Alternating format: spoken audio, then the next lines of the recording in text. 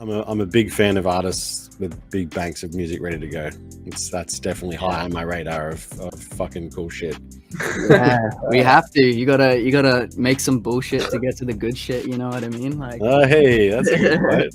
yeah. You'll see that in a TikTok video. Yeah, mate, that's a tweet later on for sure. Hello and welcome back, everyone, to the NFT project. You're here today with myself, Jai, Boykin Koi, and Brock from Project DJ. And today we are without Aaron, but we've got two guests with us. DaoMaster Dan is back again, and we've got a friend of his or an artist of his, which is Jack. And today we're going to be talking a little bit about Jack and his journey into the Web3 space. So welcome, boys. How are we all? Yeah, good. Thank you. Thanks so much for having me, man. Really appreciate you shedding some light on me. Yeah, it's good to be back. Should be fun. Our first double feature with Dan. Cool. Double feature with Dan. Well, because we had spoken about maybe having it all in one episode, and we were like, oh, how long would we talk for? And we sort of thought, oh, maybe we should break it up into two, because I could see that conversation going for a long time, and we probably would have gone in and out of talking about sort of, Motor DAO, and then talking about what you guys are doing with Jack. And I could see that conversation going backwards and forwards. It would have been fun, but I think it might have been gone for Bit a of a while. headache. Yeah, could have gone for a while. So yeah, but it's good to have you guys here for this podcast. I did want to start off by just sort of asking how you two met. Is this something that was an online thing, or did you guys know each other before you started on this journey? And then once you guys have done that, maybe Jack, tell us a little bit about you and your music. Yeah, for sure. So me and Dan have known each other for years now, probably since the early age of, I want to say 11 or 12. We met at school. We went to school together. So nice. like we have known each other long before I started doing music, and well before he got into blockchain and the world of Web3. Yeah. But I think we've just always supported each other no matter what we do. So as the older we got, the more we just helped each other out and stayed involved in each other's lives, especially when it came to our passions. Yeah, nice. And then what about like your music and stuff then? Tell us a little bit about your journey maybe before you started in Web3. So, how you got started quickly, and, what kind of music you're doing, and yeah, give us a little rundown on that. Yeah, for sure. So music's always been a massive part of my life. Like, I've been doing shows for my parents, playing guitar, singing, playing piano since a very young age. But I've probably been writing, producing, and engineering my own songs for the past 5 years or so. I do a lot of R&B. R&B is my main genre and my main theme that I've been sticking with for the past couple of years or so. And I've really started to build an image or a brand around myself around, pop, R&B. And yeah, it's been a lot of fun, man. My day job is a producer and engineer and writer. So like I help out a lot of local artists, up and coming artists, write their songs. But I think the biggest thing for me that made Web3 so enticing was like the royalty game is just so trash in legacy music, man. I've had songs come out and have gotten very minimal for what I'm owed for songs that I've fully produced or fully written. And I think that's the initial thing that gravitated me towards Web3 was the fact that you own everything on the blockchain. You know what I mean? If you mint it. Yeah, that's it. You don't need to rely on record labels, to make money, I guess. Whereas in the past, if you wanted to make money in music, you kind of did have to rely on record labels to get your song out there and, push you as an artist and things like that, right? So I think that's a really big change in Web3, which is really cool to see. Oh, absolutely, man. Like, especially even if you are independent and you're putting your music out using Spotify, Apple Music, Amazon, I don't know the exact number, but all the CEOs, the company owners, they're the people making all the P, you know what I mean? The artists are left out here to starve. So, that's it. Yeah, totally. And so give us a little idea of how long, you've been introduced to this NFT or blockchain Web3 stuff for music. Because obviously I'm sure Dan was talking your ear off when he was getting right initially into crypto. Guaranteed. Has it been a little while you've sort of known just from, being mates with Dan, or is this something that you were sort of interested in yourself? Oh, I give full credit to Daniel, man. Full credit. I'm very new to the space of Web3 and blockchain, and I'm still learning little bits and pieces every day. But probably I want to say about 1.5 to 2 years. That's when, just after lunches or going out or talking about my music, Daniel really started opening my eyes to the world of blockchain. Just as far as his involvement, he's only gotten busier and busier over the past year or so. So I mean, at some point, I just had to jump on the train, and yeah, we also already released an audio NFT single on OpenSea blockchain through Polygon, probably like at the start of the year, which Daniel was a big help in. Like full credit to Daniel, he really took over for that project and just allowed me to get my music on there. But even after just that one release, man, the money that I got back from that was crazy. We only sold like 10 units out of 100, and it was still better than pretty much like any royalties I've ever had in legacy music. It was super good though, because when I was talking to Jack about it and I finally convinced him to release some music on blockchain, I immediately went home and I was like talking to my partner. I was like, Jack has finally seen the light. Like he swallowed the pill, guys. This is good. With water. Yeah. And so it's kind of only progress from there. It's been awesome. Yeah.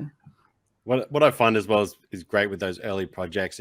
It's not necessarily how many you sell. It's that obviously you get a couple of numbers up, and you connect with a few people. But it's good to know those early adopters in your fan base, and then you can sort of re-identify them, and then re-reward them later down the track with more stuff. So it's not necessarily, there are so many artists in the space that are independent that have just started out that don't necessarily sell out with their first project, but they just go, yep, cool, that's the number I hit. I don't really want to push that anymore, like on to the next, and I'll use these funds to write my next lot of music that I'll release, and then reconnect with those fans that purchased the first one, and while I'm doing that, finding my new fans they're going to buy the next lot. So it's great. Absolutely agree, man. It's all about the community. Like if I can just be in a space where I can grow my community as well as give back to that community, and we're all just supporting and growing off one another, then I'm in the best place I can possibly be as an artist or musician. Yeah, it sounds like you do that a lot. Obviously, you mentioned earlier that you love producing and love helping out other artists already anyway, and like writing and doing that sort of engineer stuff. So I think you'll fit in really well in Web3. Finding that community and helping other people anyway sort of fits the mold very well. Yeah, man. I feel like the biggest thing Web3, I mean, this new world and music, blockchain and music have in common is it's collaborative process. You know what I mean? It's either community, era working together. So it's exciting, the least to say. Yeah. It's our favorite word on the podcast. Collaboration. I think we say it every episode, probably multiple times. Yeah, it's a huge one. I'm interested if there was anything in particular that that Dan said to you or that you saw that sort of was that light bulb moment, or that moment where you were like, all right, let's give this a crack, or all right, I want to look more into this. Was there anything like that for you, or was it more just eventually, Dan wore you down? Yeah.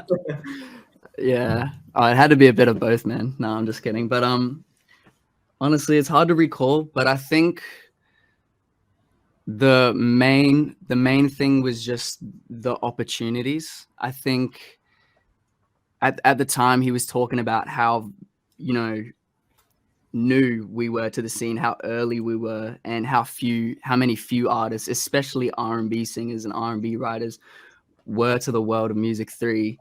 And I think he opened my eyes because I just saw it as a massive opportunity to be one of the first few artists to break into that scene and break into that new world. So, I mean, yeah, I think, that had to be it. Yeah, nice. Yeah, it's exactly it, isn't it? There is so much opportunity. And I don't know, like, I'm just thinking now about, R&B artists that I've seen in the space. And you're right, there's not a huge number of them around, the few pop artists, some dance artists and stuff, but I don't really see too many R&B. And that's not to say that there isn't, because I'm sure there still would be, quite a few. But I definitely haven't seen many. So is that something that you're looking to maybe get in the ear of some mates and bring them into the space and that? Or is this like, since you've gotten in, have you been spreading the word to all the, you know, your friends and the people who you work with in the studio, or is this something you're sort of keeping under wraps a little bit? Because, you know, it's hard because you talk about Web3 to some people and they hate it, or they think it's a scam or something, you know, and especially people in the music industry. So I just, you know, that's something that I struggle with myself, is trying to talk to people in my life. So is that something that you've found, or how has it been for you, sort of, you know, trying to open people's eyes to it, I guess? Yeah, definitely. So, I mean, in my personal experience, it's been kind of 50-50 for me. So, like, I'll be honest, since I started promoting, you know, my first audio NFT single drop, I've had like all my producer friends and all my engineer friends message me straight away, just like, dude, how do I get on this? How do I be a part of this? You know, I want to mint my own NFTs, etc. But then I've also had like videographer friends and other people in my personal life who are just dumbfounded by it and just don't know how it could even exist. You know what I mean? Like, but the way I see it is you're either late to the bus or you're just right on time. You know what I mean, man? So I Yeah. mean, I just want to support everyone who wants to get involved, and I would never gatekeep this world. You know what I mean? If I can put myself in a spot to where R&B, pop records are present in the blockchain, then I would love to have as many artists as I could find on board to share that experience with me. Yeah, totally. I'm pretty interested to hear about, you know, what you guys are actually doing now. So do we have a plan? You know, what's the plan for your project and your career and stuff? You know, like, I saw you using, sorry to like hijack that question as well. I saw, Yeah. just to add on to it, I saw you using like a promotional mechanism as well, where it was kind of focused on the fans. I can't recall it totally now. You might be able to tell us a little bit more about it for the upcoming project. Yeah, so me and Daniel both are working on quite a big project that's part of the Motor Grants Artist project called Jack's Base, and that's basically just a one-stop shop website portal where I can do merch drops, online stream performances. Obviously, we're gonna have a Genesis NFT dropping in the future as well, and hopefully an EP even further in the future. And we're gonna use Jack's Base to market. And not only market, but just have the Discord link there as well. So we're going to have like the community involved, and hopefully that's going to be the place where I can just not only give back, but drop all my content through as well in the world of Web3. Hey, it's also like worth mentioning. So like on that marketing thing, I think I'm just reading it here, the community growth campaign. Sorry. Yeah. Yes, sir. That's like grow.jackspace.com, I believe, grow.jackspace.com. And so the idea is that we're incentivizing the community to help us grow, where we kind of like giving out prizes essentially, so like merch, rewards, NFTs, that kind of stuff, one-on-one singles, NFT singles. So really just to kind of get that fan engagement behind it and get people interested in what we're doing. There's one thing in doing like a massive bounty campaign for whitelisting where you're like, oh, we'll pay you a certain amount of money if you just shill us on Twitter. More so this is kind of like focused around hopefully engaging those early adopters like you were talking about earlier, like finding people who are genuinely interested in getting involved with music NFTs. And then something else about Jackspace too is that I think we were talking about this last week. It was the decentralization of your team. So when we're talking about getting people and getting supporters inside the Discord, it's not just about being able to work with them on a closer level, talking with them, or I guess you know, giving them content to purchase. It's also about incentivizing them to help Jack with getting him to the next level. It's like, you know, imagine building a community worth 10,000 people. Someone in there is going to know someone who might be able to get you a publishing deal worth hundreds of thousands, or someone might know someone and they're like, we can get your music in the next, you know, Chris Nolan film. You never know, because in the community, there's just all these types of people popping out of nowhere. And if you can build true. Yeah, and if you can build a community like that, where you can just kind of incentivize them to help me get to the next level, it could put artists and fans and supporters in such a cool niche network and relationship and building careers really together. To sort of bounce off that, the amount of like the last 6 months that I've seen, you know, like projects that I'm collecting or projects that I'm just following, where you go to the team, you go to the website and you go to the team section, where I've seen it evolve into a space now where it might not even be necessarily the same people that were involved right at the beginning, and then all of a sudden it's just like people that they've picked up along the way that were just in Web3 or have joined the community, you know, just like Jai with Pixel Bands.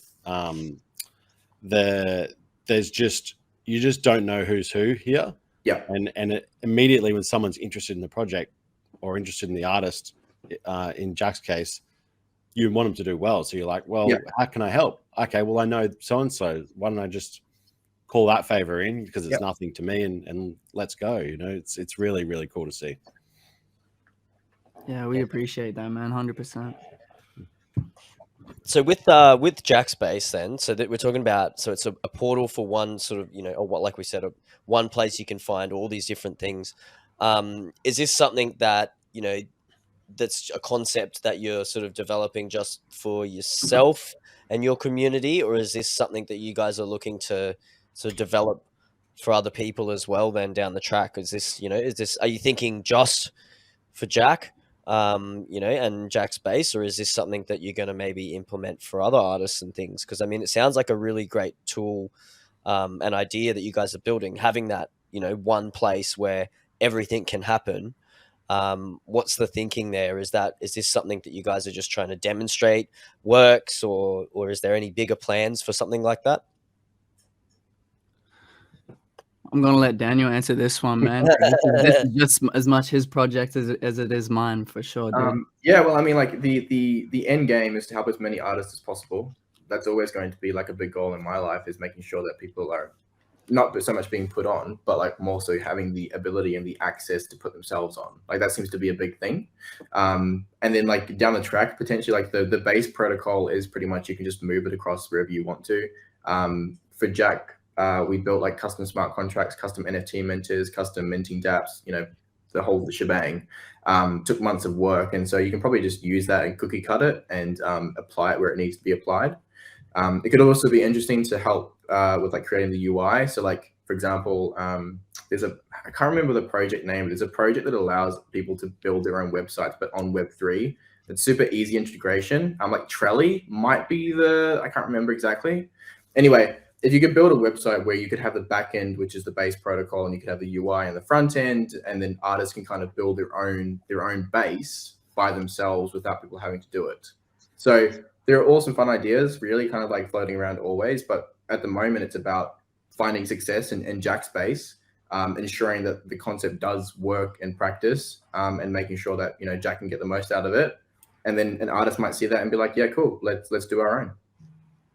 Yeah, it was just because the name, you know, Jack's Base, it just like, it's like you said, like having a base or whatever, it just sounds so so like something that you could, you know, use for other artists and stuff. Like anyone could have their own base kind of thing, you know. And then but yeah, so it's definitely a great idea, because I think that's one thing that artists are still struggling with when you think about the music like coming into Web3.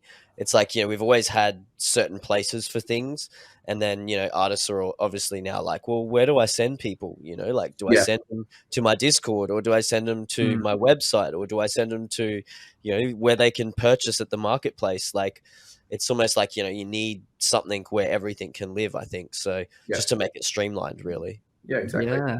It's kind of modeled off of a DAO as well, in a way. It's kind of a variation. Like if you think about it, if you're getting the community to help out what you're doing, the bigger your community gets, the better the project gets. It's kind of that variation aspect.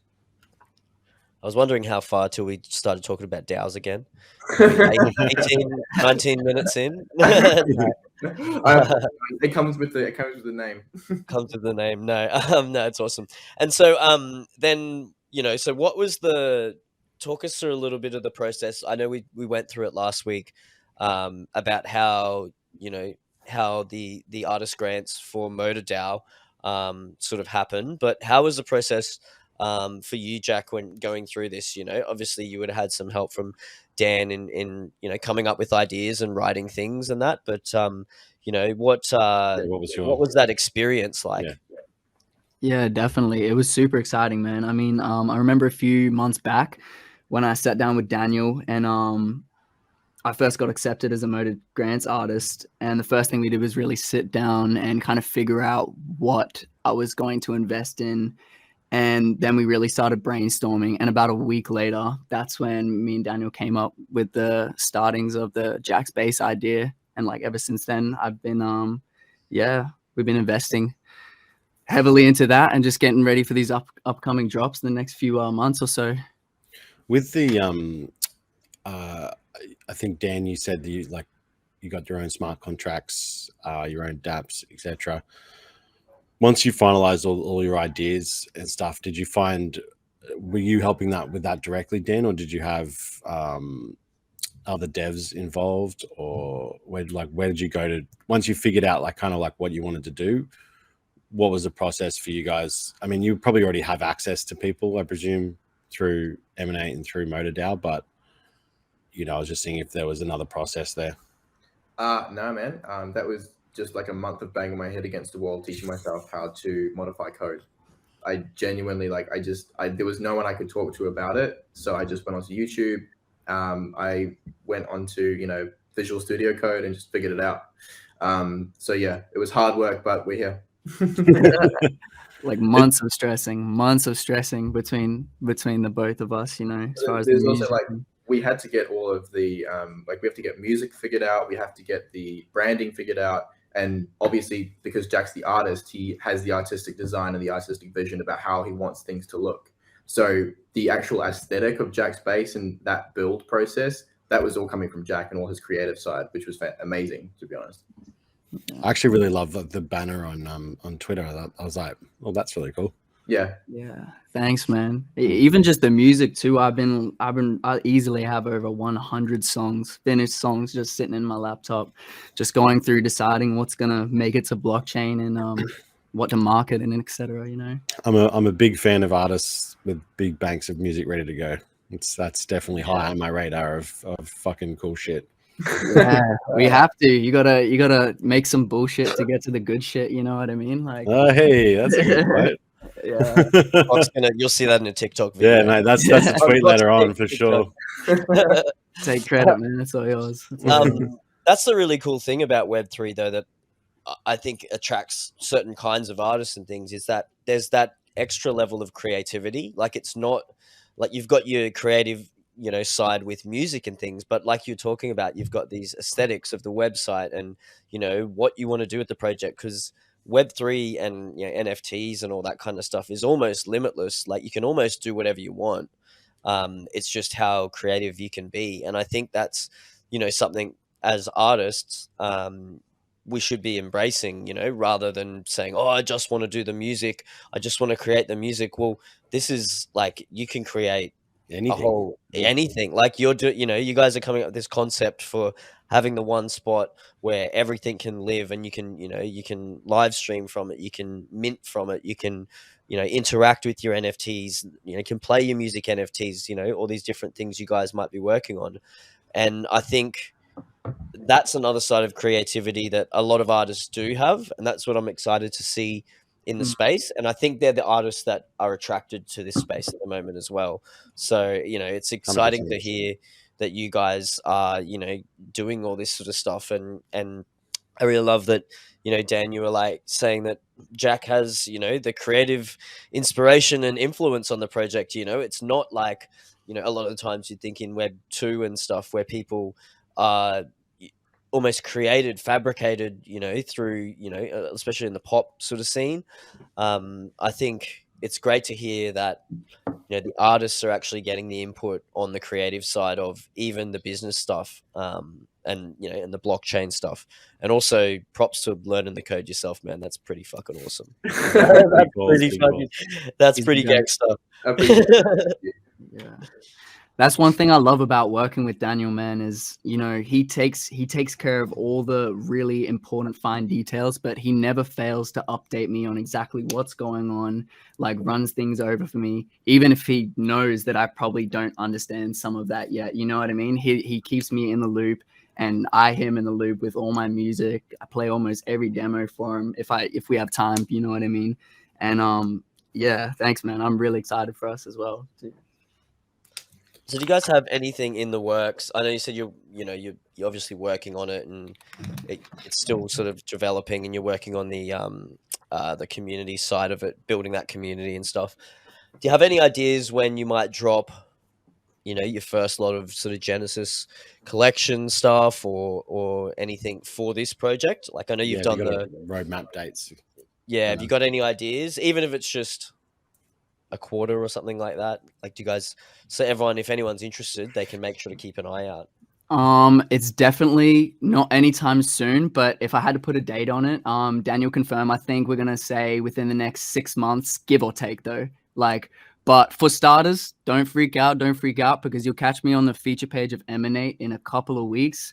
I'll be dropping a mean single called Used To, which everybody can listen to. And a couple weeks after that, I once again don't have an exact date, but I will be helping Emanate out with their end of the month launch party. And streaming hopefully a performance of mine. So we definitely have content in the works, and we're definitely working hard every day. You can definitely keep your eyes out for me, 100%. He's also forgotten that he's going to be on the Motor DAO Genesis Audio NFT release, which we're hoping to release very, very shortly. Yeah, so like that's hopefully going to be a huge event that we're looking forward to. And then in terms of Jackspace stuff, that's up to the community. Like, we want to build the community out properly. We want to have real hardcore supporters there who are there with us. Because at the end of the day, we want to sell out. Like, it's great to put a project out on blockchain. It's great to sell, make some numbers, and it's good to start to connect with some new people. But to really get something off the floor, to get some buzz going in your project, something needs to happen.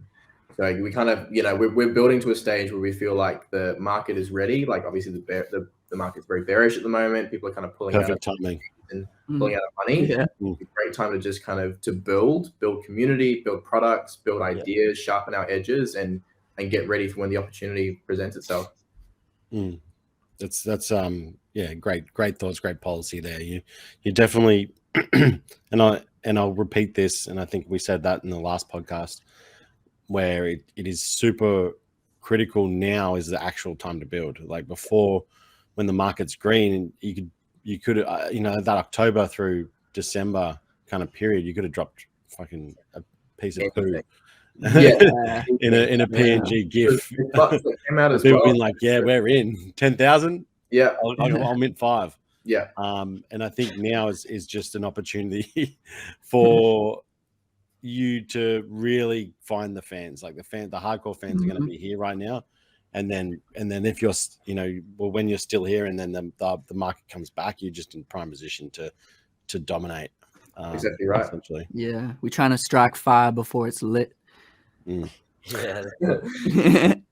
That one will be on TikTok as well next week. I just wrote it down. That's a good one. No, but I love, I think what you're talking about and the way you guys are going about this is really smart, and it's something that I've thought a lot about, and we've talked about on the podcast, is that you have this project that you're working on. That's your project, it's your baby, your thing that you want to launch, and you want it to do well, but you don't want to launch it too soon. So you're being involved in all these other Web3 projects, the launches and stuff on Emanate, and then the stuff with Motor DAO, and being involved in performing, hopefully, like in some kind of live stream situation, like being involved in other communities within Web3 before you actually launch your thing. I think that's what people have to do. And that's kind of what have been saying, and why we're saying everyone should get into the space now, because you need to start meeting these people, participating in other communities, and it's easy to do. Like, I get hit up all the time to DJ in the metaverse, and it's like, all right, what time? And it ends up being like, 3 a.m. for me or something on a Wednesday. And I'm like, turn up. Sorry guys, I don't know if I will or not. Hey, but that's what I mean. It's people are looking for musicians and performers and artists and people who have these talents to provide content for them in their project. So I think, have you seen many people now that maybe you are starting to do things within the space? Are you seeing a bit of following, in the community and stuff, or is there much sort of, I say, traction from being in the space for the last, little bit? We've definitely had a few people join the Discord and had a few conversations going on, and we've definitely also seen some nice small growth on the Jackspace Twitter, as well as the Jackspace community growth campaign. Nothing outstanding yet so far. I think we're waiting for the next few upcoming events like you said yourself, the M&A launch party, and also hopefully my next NFT drop, to just create a bit more buzz with a little bit more marketing than the first audio NFT release, which we did with no marketing and just, it was a test run pretty much. I just want to revisit the growth campaign again and just throw my props to that. When I went over it and I had a look at it, I think Dan, you sent over the Jackspace Twitter this week, and I went over and I was looking through it, and it just, even the initial,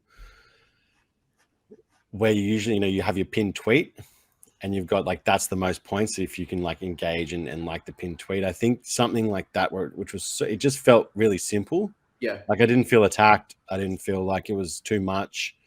I went through it and I was just like, this feels like I have an opportunity to be organic inside this. There's no, you need to do this. And it didn't feel like, the multiple other, using something like DistroKid or Hyped It, where it's like, you must follow my Spotify, or you will never download this track for the rest of your life, and you will be banned from my profile. Legacy music is scary. Yeah, it felt good, and I just really wanted to compliment again. For those listening, check out Jackspace OG on Twitter and go through the grow, the community campaign, and just have a look. Like grow.jackspace.com, .com, and have a look at that. For someone that's looking to market their project in Web3, I couldn't see something simpler where you don't necessarily have to continue to tend it like a garden. It just seems like you just potentially just grow your social media, and as your social media grows, more people will connect with that, and that will just grow on its own. So I really, I really felt that when I was there. I just wanted to compliment it again. Thanks, dude. Also for you, Jack, when you were talking about, what was the song that you've got coming up again? That Used to, and that's coming out just on Emanate. Yeah, so that's only going to be on Emanate. That's what I wanted to ask. There's going to be no Web2 presence. Yes, so everything, for me personally, everything that I've got planned for the rest of 2022 is strictly Web3 releases. Crazy. Maybe NFT drops and just on Emanate exclusives. You're probably like the first artist I've heard that's just gone hardcore Web3, so that's really cool to hear. Well, I feel like in an oversaturated market, you have to do certain things to stand out, and I feel like this is going to catch some people's attention. You know what I mean? Just that loyalty to the space for how early it is. So I appreciate that. Thank you. Yeah, that is smart too, because people will feel loyal to, people will be like, oh, look at this dude, he's going all in on the space. Like, they're going to want to support you because they're supporters of the space. So it's, that's a really, really clever way to go about it. Yeah.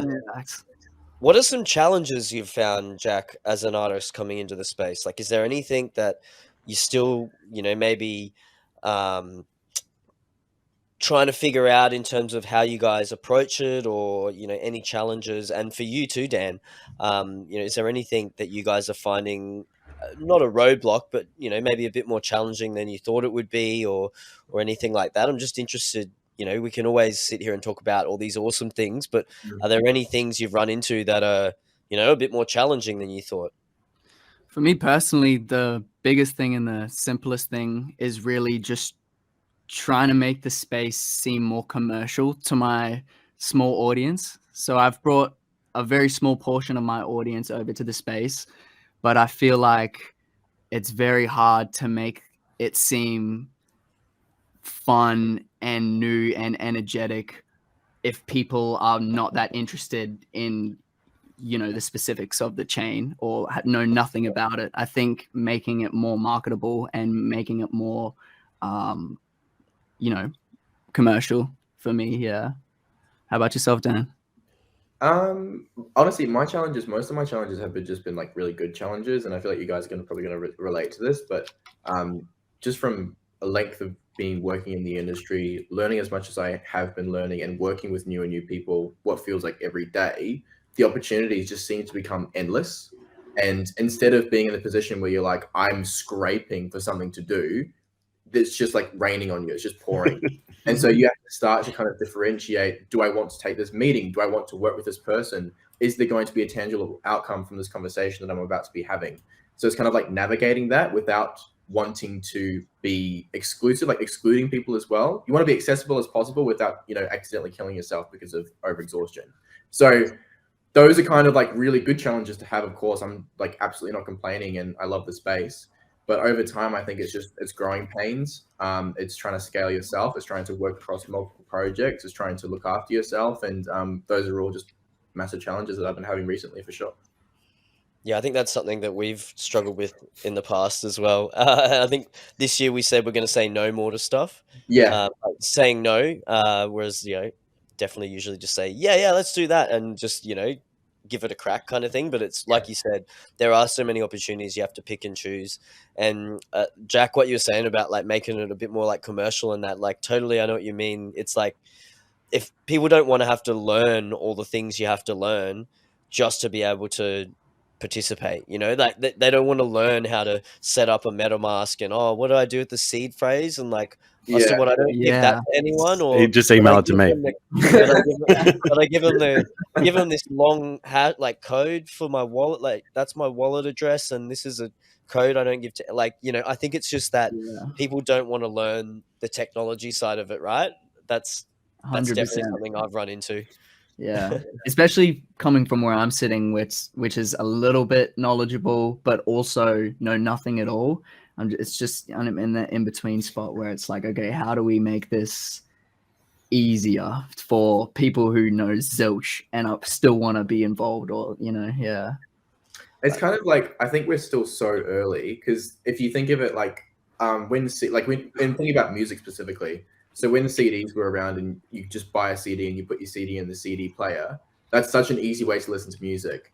But now with Music 3, we're trying to be like, hey, you need to get this wallet, you need to go to this website, you need to buy this NFT, and then you need to go to this user interface over here to be able to listen to it properly. And that user interface is also trash, by the way, so you're going to have a really difficult time with that music. So it's kind of like, how do we get from that stage to NFT into the NFT player and I'm listening? That's such a really good analogy and way to like break down the current fucking state of Web3 music. Essentially, it's like asking people to build radios and mint the CD themselves and enjoy music.